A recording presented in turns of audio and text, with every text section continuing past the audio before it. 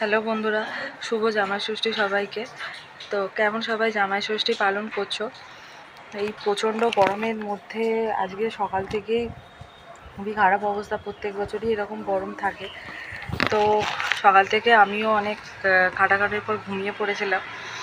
তো এবারে জামাই ষষ্ঠীতে আমাদের দুপুরে যে খাওয়া দাওয়ার ব্যাপারটা সেটা অর্ডার করা হয়েছিল কস্তুরি থেকে। তো এইমাত্র দিয়ে গেল। তো 13 রকমের আইটেম। তো 13 রকমের আইটেম তো তোমার এত তাড়াতাড়ি দিয়ে যাওয়াটা সম্ভব না। সেখানে পুরো 4 ঘন্টা টাইম লাগলো ওদের রেডি করতে, যার জন্য রেস্টুরেন্টও অনেক প্রবলেম হয়ে গেছে। অনেক কাস্টমার এসে সেখানে দাঁড়িয়ে থেকেছে শুধু আমাদের এই অর্ডারের জন্য। অনেক প্রবলেম হয়েছে, তার জন্য ওদের কাছে আমরাও একটা সরি চেয়েছি। অনেক লেট করে আমরা অর্ডার করে